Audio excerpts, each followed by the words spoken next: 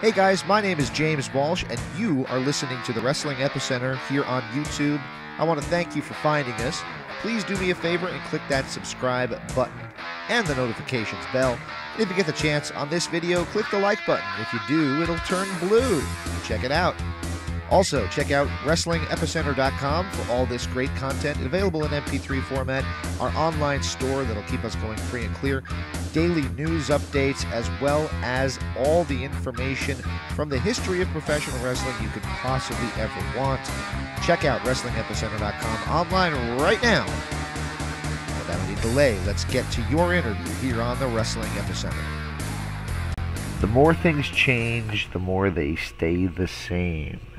What I mean by that is just recently, just a couple weeks ago, we interviewed James Durbin, who is a musician that was on American Idol, has a lot of wrestling roots, including ties to Chris Jericho and Hulk Hogan. But we did that interview as part of a music site to use on a wrestling platform. And back in 2008, we did much the same with one Miss Amy Dumas. You know her better as Lita. And damn, am I proud of this interview. I really am, and here's why. At this point in time, and I know it's changed a little since then, but at that point in time, she wasn't doing wrestling interviews. It just wasn't her thing, on the internet anyway. Maybe, Sports Illustrated or ESPN, but not wrestling interviews, which is what I am. Ultimately, I'm a music and wrestling guy, more so a wrestling guy. So she trusted me because I was music related. I promised I would keep it mostly, or at least half and half, wrestling and music. And she was in a band called the Luchagors, and they were a good band, by the way. They were pretty damn good. And they were produced by Rachel Bolan, who is the bassist for Skid Row, one of my favorite bands, before they got their present singer. Anyway, I hope you guys enjoy this fantastic interview with a WWE Hall of Famer now, deservedly so. Genuinely have a lot of respect for the person and the talent of Amy Dumas, Lita.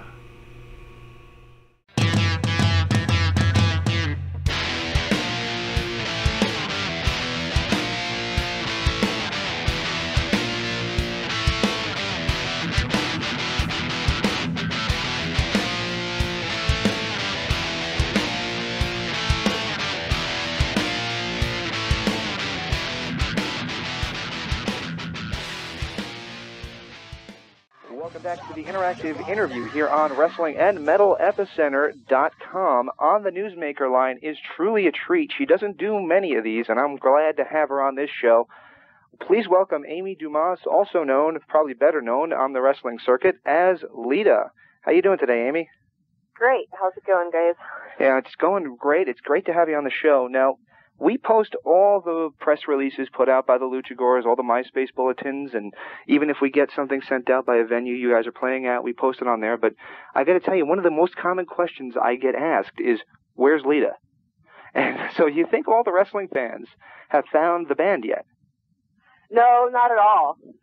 It's one thing, too, just having gone by Lita for, 7 years at the WWE, and now people just not knowing my birth name, my name that everybody has always called me of Amy Dumas. That's hard enough for people to realize. And then on top of that, we have this made up band name, the Luchagors, which is also hard for people to find. So no, and just like like you were talking about MySpace bulletins, and like my personal MySpace, which I don't keep up with as regularly as I should, has way more attention than the Luchagors, and I think that's just from people not really knowing, not really getting the word out yet.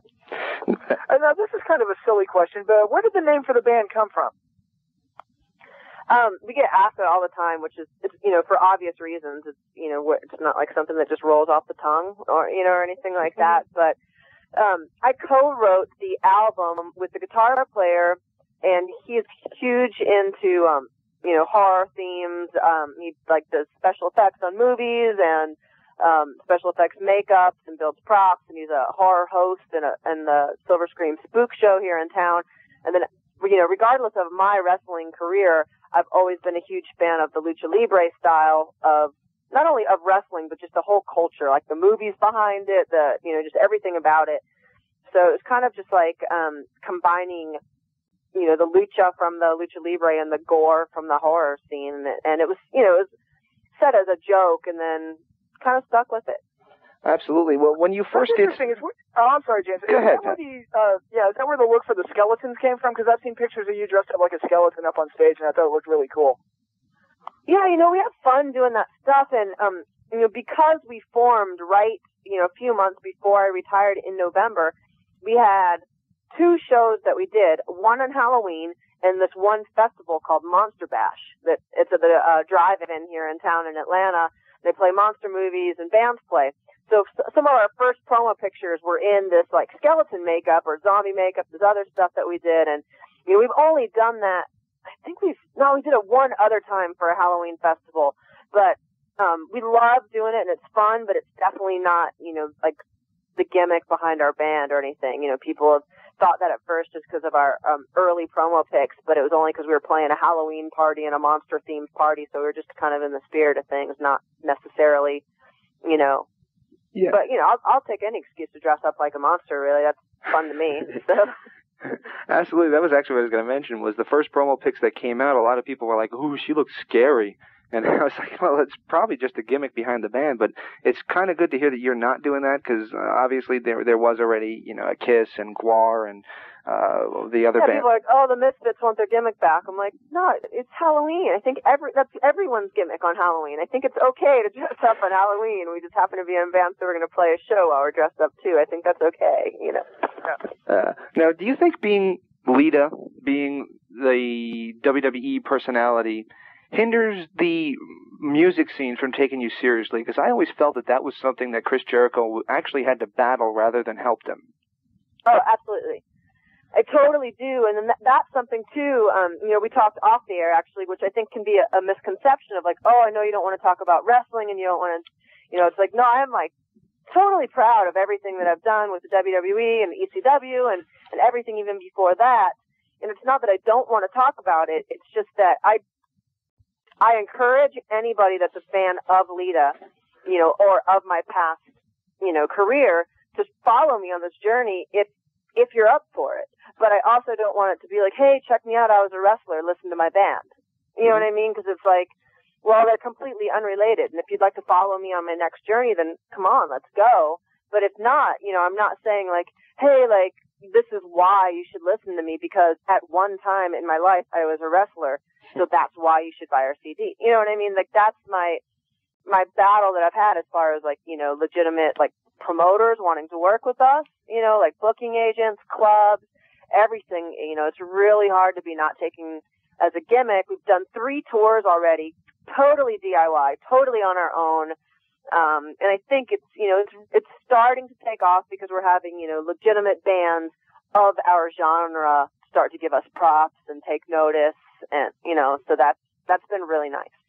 Yeah, you mentioned your genre, and I actually listened to the record, and I can hear a few different influences, and obviously reading the MySpace page clues that in, and it kind of makes sense. But when I was listening to it, the song Burn, which is my favorite off the record, that's an awesome song. Listening to that song, I can hear a lot of different influences going into it. And basically, what do you guys consider yourselves? Really, what I think we are is, and it makes more sense if you've seen us live, is I feel like we are a punk rock and roll band with a metal drummer. Our drummer is a super metalhead. He drums like a metal drummer. He's kind of, whereas a lot of punk and hardcore drummers all drum the same, really fast, really straightforward. Whereas our drummer Troy is just very like pounding and heavy. We use some double bass and stuff, so that's not really indicative of a straightforward hardcore punk rock band. But, of course, me being, co-writing everything, that's where my roots are. So that's going to come through no matter what. And it definitely comes across in our live performance. But having a metal drummer and having, Jay, our bass player, is really into like new wave and stuff. That was, his like main genre growing up. And And Shane, the guitar player, he was more into like arena rock, like Motley Crue, AC/DC. More like Thin Lizzy, Thin Lizzy, stuff okay. like that, Cool. So there's like a lot of different things going on, and but I do feel as though it kind of all works together, as opposed to, personally, I'm not a big fan of like a lot of the new metal and stuff where it's hard for me to follow. Like I feel like there's a lot of different stuff going on. There's where too I'm much, like, yeah. Wait, what happened? Like, like a more almost like a rock, like a rock opera, kind of like so much stuff going on. So I mean, we definitely have just like catchy punk rock and roll songs, but then our drummer kind of kicks it up a notch with him being like metal influence. I think that absolutely does add, because I'm not the biggest. Whenever anybody asks me, "Do you like punk?" my thought is, well, I like 70s punk and 80s punk, but I don't really like necessarily the mall punk and stuff like that's come out, the more poppy stuff. That's not really what I'm into. But when I hear that stuff, I don't really see that as that. I see it as really having a different kind of feel, and I think that could definitely take off more than really following any particular trend. Yeah, I mean, we're definitely like, I'm not trying to say at all like, oh, we're doing something that nobody else is doing, but it's like we're all just kind of taking our own spin and turning it in, but also working together. Like I don't feel like anybody's influence is fighting one another's within the band. Right. Now, your first record came out on September 11th of all days, and it was produced by somebody that I'm a huge fan of, big Skid Row fan, and Rachel Bolan posted it on the Skid Row website that he was producing your record, and I thought, wow, that's got to be good. And I heard the record, and it sounds pretty good. How do you think that his production did on the debut record? Well, it was a luxury just to be able to work with Rachel, just from having, 20 plus years of experience in the business, so that was really awesome to not only be able to work with him being so rich in experience, but also him being such a good friend. So I'm comfortable enough to be like, really? Like, I think that's stupid though, and he's not going to be like, you listen here, I have 20 years experience in the music business. What I mean? We're going to work together, and of course he's going to convince me to try it, and sometimes I'll be like, nope, still don't like it, and other times I'll go, wow, thanks for helping me like try that, because I wouldn't have done that in that way. So being completely inexperienced in recording my first record, I'm really glad that we had such a knowledgeable person producing stuff. Now that we've gelled more as a band, I would love Rachel's help, but at the same time we're going to be so much more capable of producing something on our own, of just like 3 tours and, a couple years of being in a band and working together. We're going to be able to gel a lot more and instinctually know what needs to be done to get this record done, as opposed to being like, all right, Rachel, I'm going to trust you because I know you're not going to steer me wrong. So what do you got? Like as far as ideas and stuff. Exactly. And if you heard, I'm sorry, James. Something I wanted to ask you is, what made you decide to get into music and forming your own band and stuff? Was this something you always wanted to do, or was this something that kind of just came on at the spur of the moment? No, I played in bands before I wrestled. So actually in the DC area, not too far from you, I played in a couple bands. They're just project bands, like little one-off bands and stuff. But I'd always wanted to, play more around with that. And once I got into wrestling, as far as from a career standpoint, the schedule and everything is so demanding about that job. If you're not going to devote 100% to it, you're definitely not going to be successful. So I never lost my love for music or for wanting to be in a band. It was just that, like maybe that time will open up when I can do that. But right now, this is what I want to do and where my focus is. So you can't, it's kind of, you got to go for it with something like that. And, on the flip side of that coin, when I knew I wasn't going to renew my contract with the WWE and I was winding things down there and started, playing again, I wasn't 100, I was kind of still just like thinking about it. Like, well, I definitely still feel the same way about this I did before I wrestled. I kind of want to and talk with, people about, wanting to do this. And it's just one of those things, like I did not want to say, like, looking back on my life, like, gee, I wonder what it would have been like to be in a band. Well, that's like to have what if, Yeah. So I thought I should go for it. Absolutely. Now, the record came out and it was independently released, and it's kind of hard to get a hold of. Even Amazon.com, you got to buy it through one of the sellers because it was, I guess, released in low dosage. Are you guys taking this to try to sell it, like using it as a, for lack of a better term, demo, to try to get it sold to a major record label? Well, we kind of just, yeah, I would love to get distro for sure. I actually, have a meeting this week with somebody about just getting distribution because people, you can get it like cdbaby.com. They've been really great to work with. Like people have their CD within a couple days and, keep everybody informed and keep our CD in stock. But it's still, you have to really want something and go after it to, me being a music fan, other than iTunes, I can't tell you when I've purchased a CD online. It's been a while. You know what I mean? You've got to really want something and seek after it. But I can tell you I bought a bunch of CDs just browsing around in Best Buy, and all of a sudden I had a handful of CDs. Like, oh shit, like what and so I'd love to be able to get distro. And our next record, we're going to start working. We have a tour in October in Europe, and then when we come back from that, we're going to start working on some new tracks. And I think this time I'm going to just demo it in a studio over the weekend or something, and just get not spend the time that we did on the first release and shop it to some labels. But as far as major labels, I don't really see any major label like kind of gelling with what I want. I'm because of my history with the WWE and because of being on such a short leash there for so long, I don't really want anyone messing with my stuff. You know what I mean? So, there's some really awesome independent labels that I would love to be a part of. So I think I would look towards that first. So you'd rather have the ability to do it your way than have to comply to whatever they think would fit your sound or whatever. And it's not even that. It's just like, okay, like here's $100,000 to record your record, but we don't need $100,000. Like, oh, well, like it's just the way the business, there's just like way too many people involved. You know what I mean? And it just doesn't seem efficient for today's music market, of me trying to self-educate myself. And do things myself. There's just a lot of people in the more independent labels. They'll be musicians themselves. They'll just have like a more hands-on and better understanding of what it's like to be a musician on the road, as opposed to a suit, basically. Now, with WWE expanding into films and things, Vince would love to conquer the music industry as well.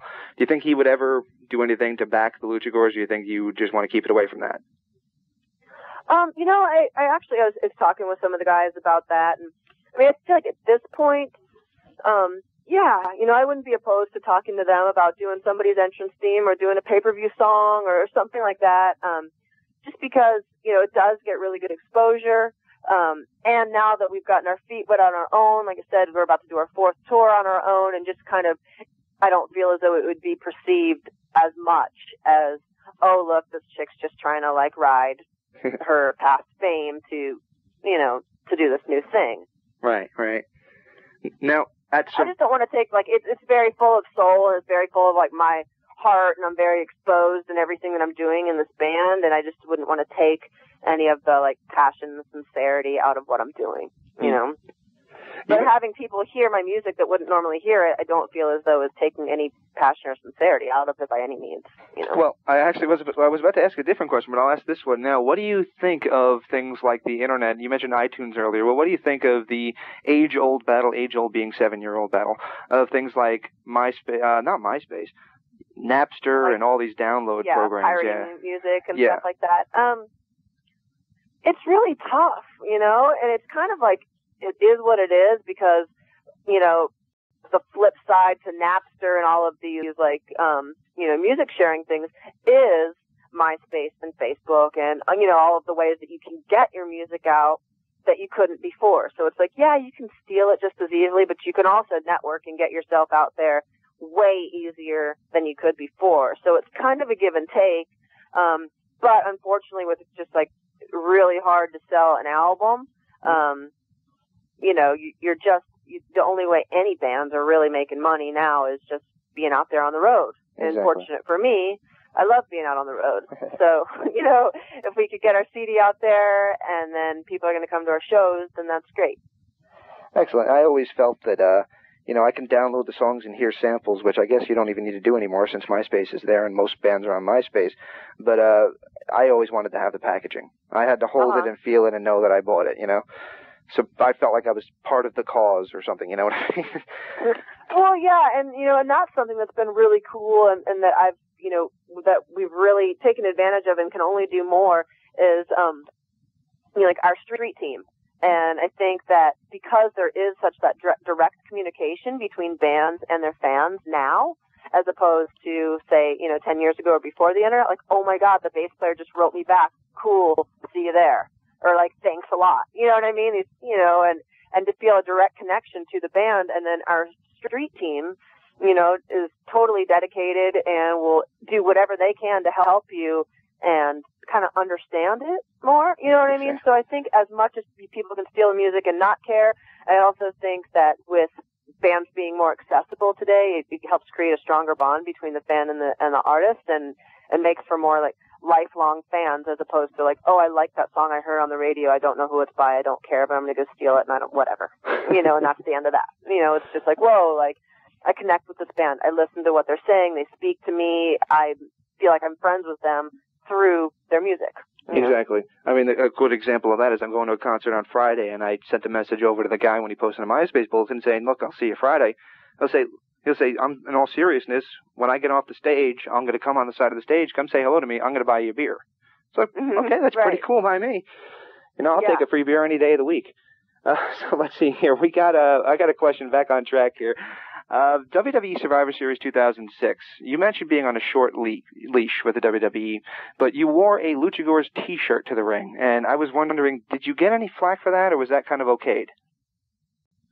No, I mean, nobody. I don't even know if anyone even noticed. I mean, the fans, yeah, but I mean, I don't think like that Vince would be like, "What is that shirt?" and you can't do that. You know what I mean? It's like, in that respect, I don't think that you know, there's any opposition. And for that matter, you know, like another misconception, I did not leave wrestling for the Luchagors. And I mean, I think Vince very well understood that. So it's not like, oh, I'm threatened by you promoting your band on my show. You know what I mean? It's so apples and oranges. I'm so starting over again. So it's not a conflict of interest at all, I don't see, and I don't think that they do as well. Well, one thing I wanted to ask you about your departure from the WWE, and this is not a knock on Trish Stratus because we all love her to death over here, but she kind of got the storybook ending when she left, but you didn't really get that when you left. Was there any reason for that, or what was the deal there? You know, I don't know, but I feel like, and again, like nothing at all against her personally, but I feel like had she not gotten that ending, maybe I wouldn't have felt so slighted or so like bummed out. You know, and they're like, "Okay, here's the plan." I'm like, "Really? That's really the plan?" After 7 years, breaking my neck, tearing everything in my knee, you know, chronic back problems for the rest of my life, and giving you, you know, missed every friend's birthday, wedding, and Christmas for the past 7 years, and that's your plan for me? Really? Wow, what did I do wrong? You know what I mean? Like, so yeah, I mean, it was more just like, more than anything else, the way they wrote me off, it just hurt my feelings. You know, sure, could I see it from okay, yes, I'm a heel, yes, you know, put the next babyface over, great, no problem, but why the embarrassment on the end of that? Couldn't that have been done the next night on Raw with insert X diva here? You know what I mean? Not X being X as in I'm an X, but insert whoever, you know, person here. Like, why? Why put that on the end of my match? You know what I mean? Like, I just thought it was really rude. We kind of felt that way, too. That's why we were a little bit surprised to see you show up at the Raw 15th anniversary show.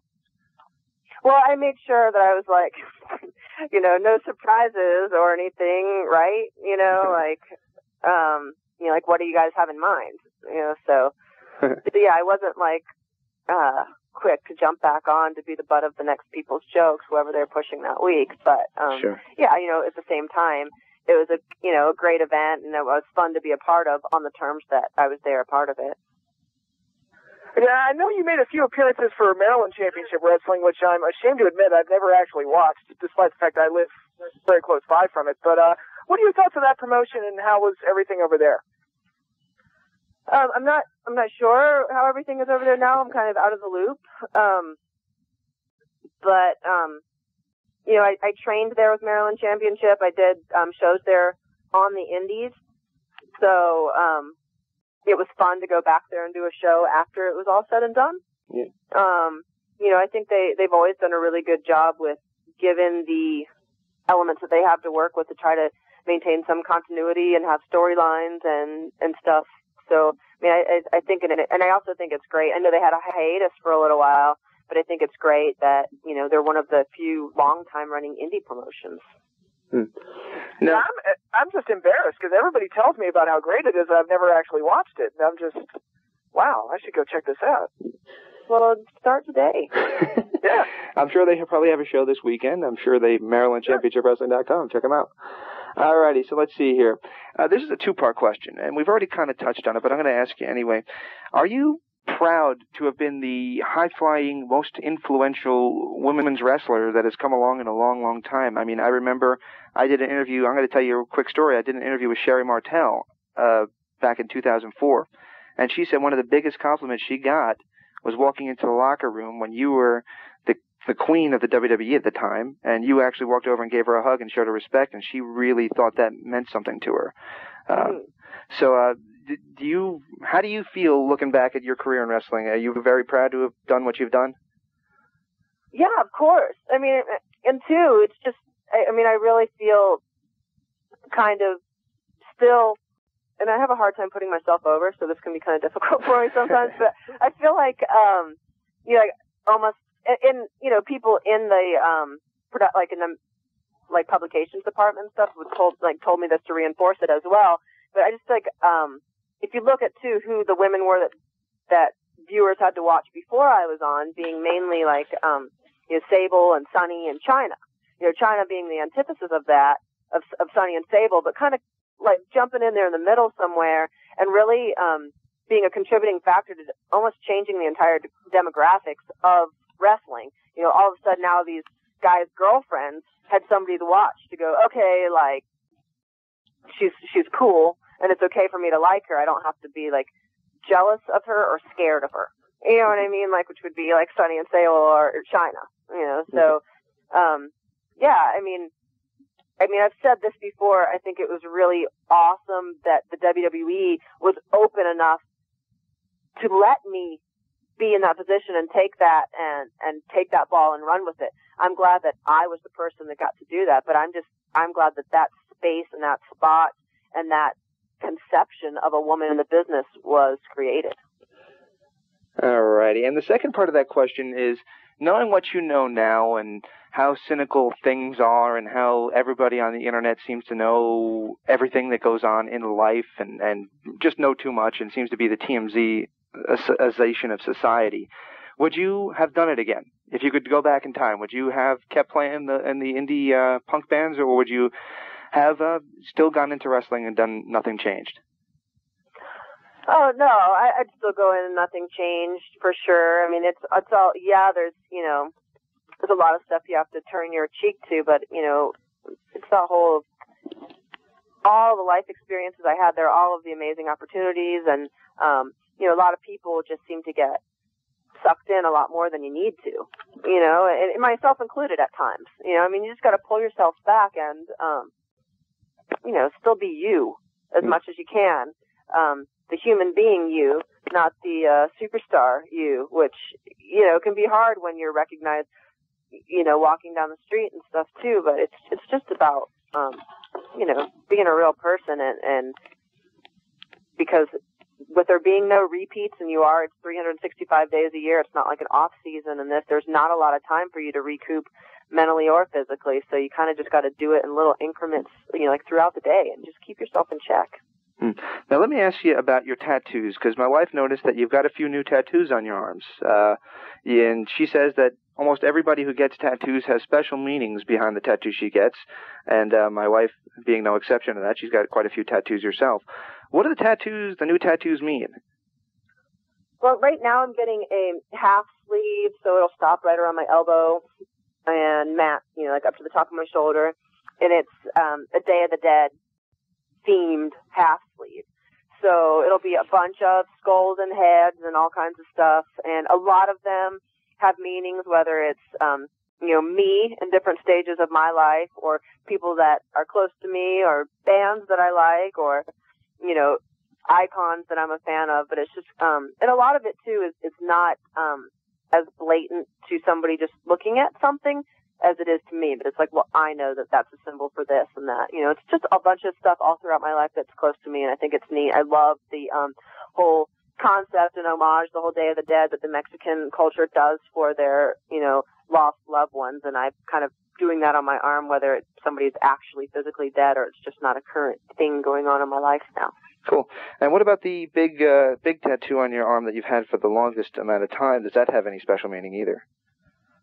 Yeah, I went to Europe when I was 19. Mm-hmm. I just got a Euro pass.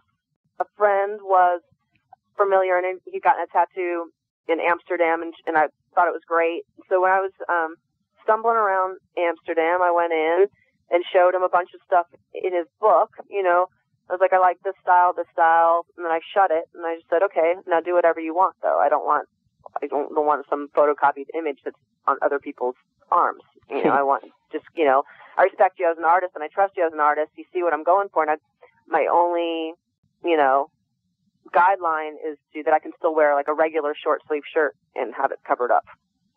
Cool. All righty. Well, we only have a couple more questions. We thank you for spending so much time with us.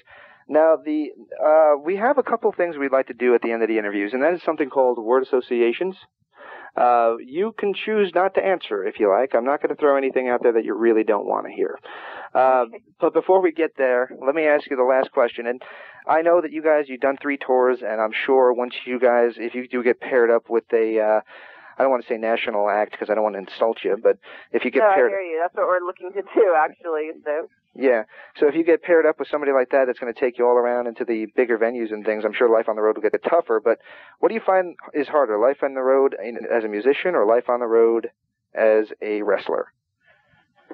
I'd say as a wrestler, just because you wouldn't think so, because, of course, you're making a lot more money as a wrestler and probably being treated, as far as being picked up in limousines sometimes, or staying at really nice hotels. But, it's just that freedom is pretty priceless, So when we're on the road as a band,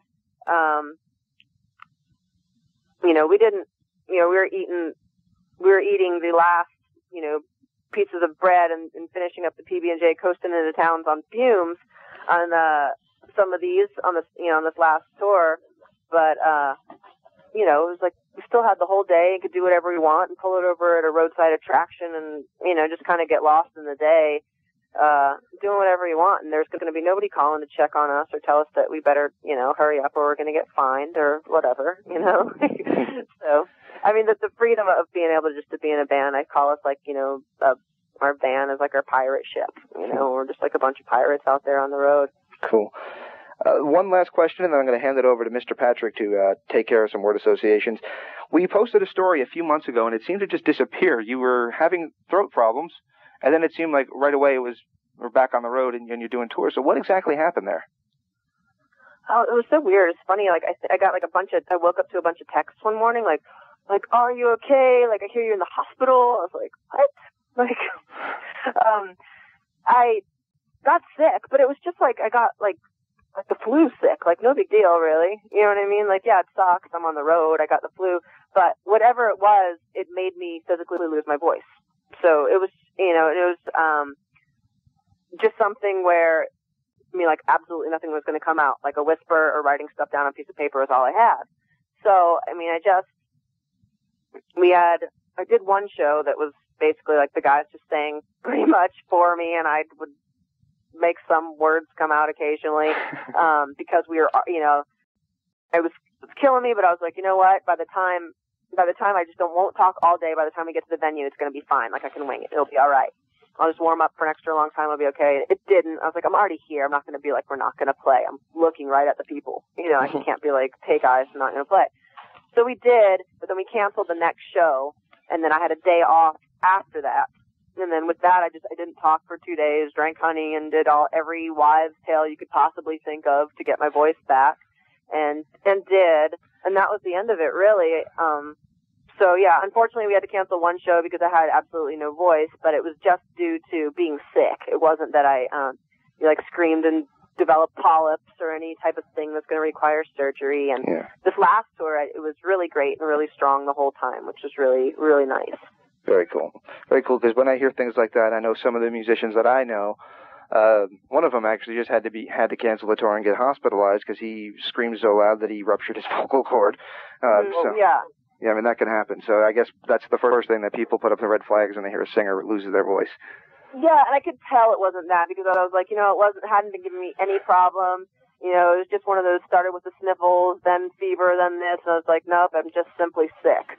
But unfortunately, it coincides with my voice, and I can't, And I actually did this past tour, 2 days into tour, started, feeling my throat was killing me. I was like, man, I know it's not like my voice, like I'm hurt, like I'm sick. I went to the, urgent care place, just like on the road, doctor's office. And, they're like, yep, you have strep throat.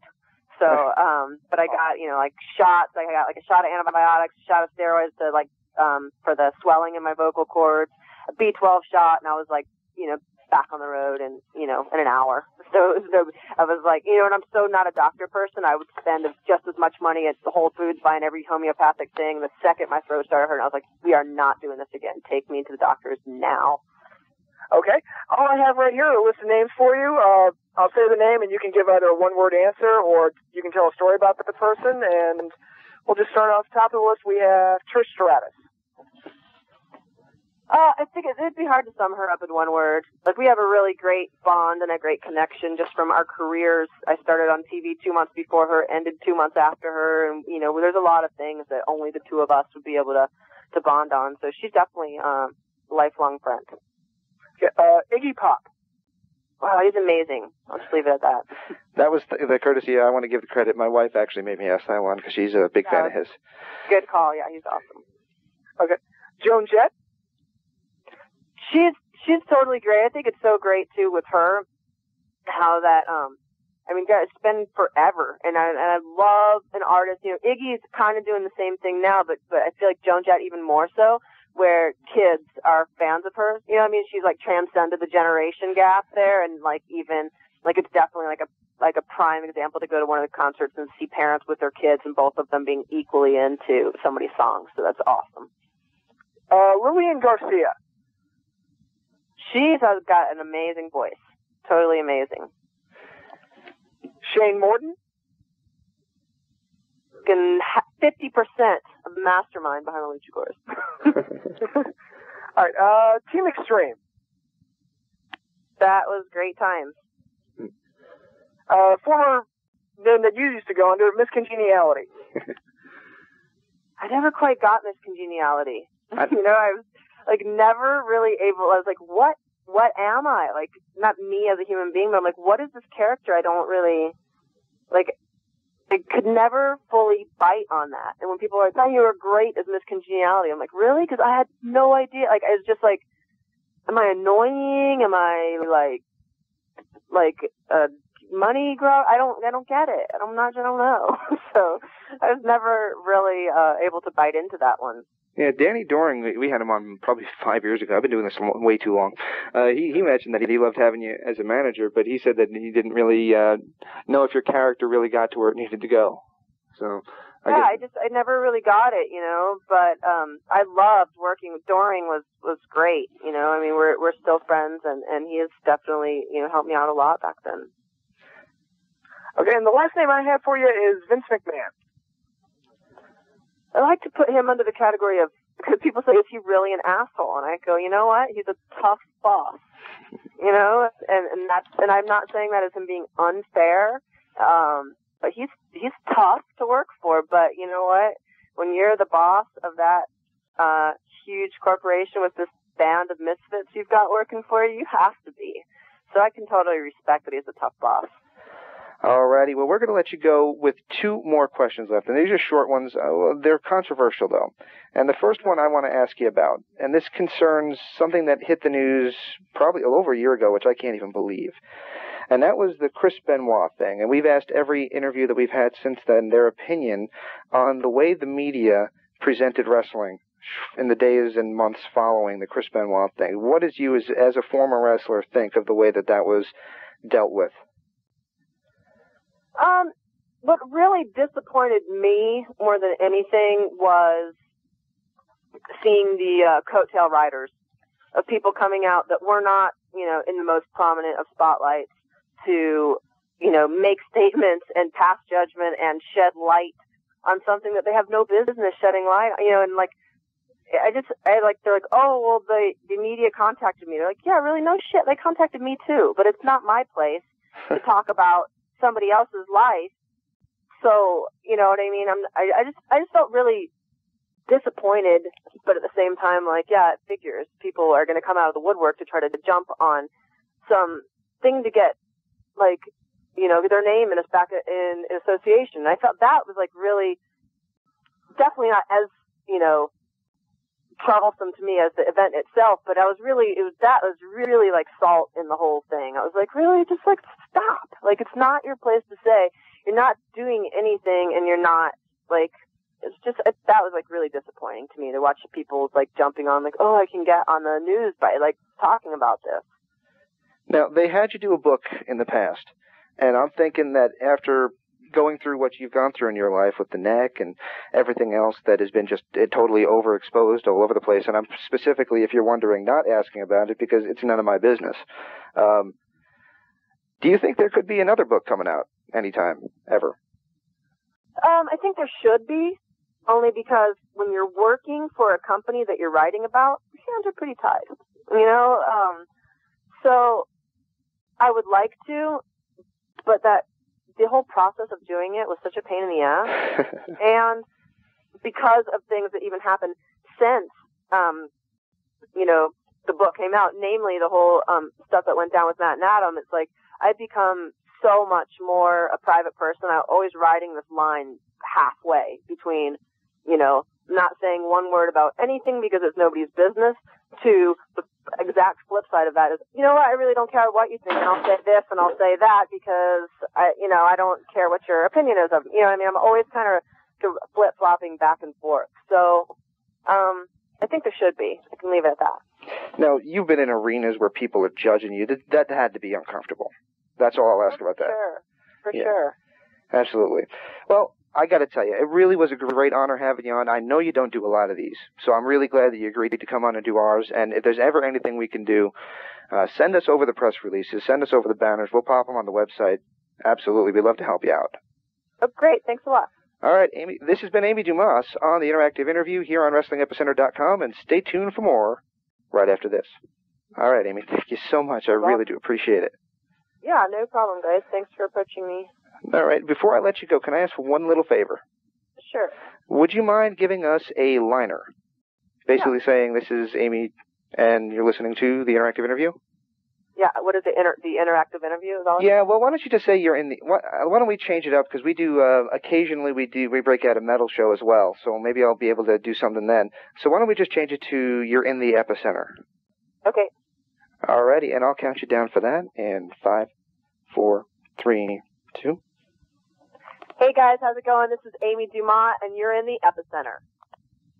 All right, thank you so much. If there's anything else we can do, just send us over the press releases. We get most of them through some guy. Actually must have a thing for all the women because he sends me every single MySpace bulletin that a WWE diva ever puts out ever. So I always post it up on the newsline. But if there's ever anything you guys really want to hit on and promote, just send them over. We get probably about 10,000 hits a day on the website. So anything I could do to help you out. Awesome. Great. Thanks so much. All right. Take care. Thank you so much for your time. Thank you. Bye-bye. You take care. Bye-bye. Hey guys, my name is James Walsh, and you are listening to the Wrestling Epicenter here on YouTube. I want to thank you for finding us.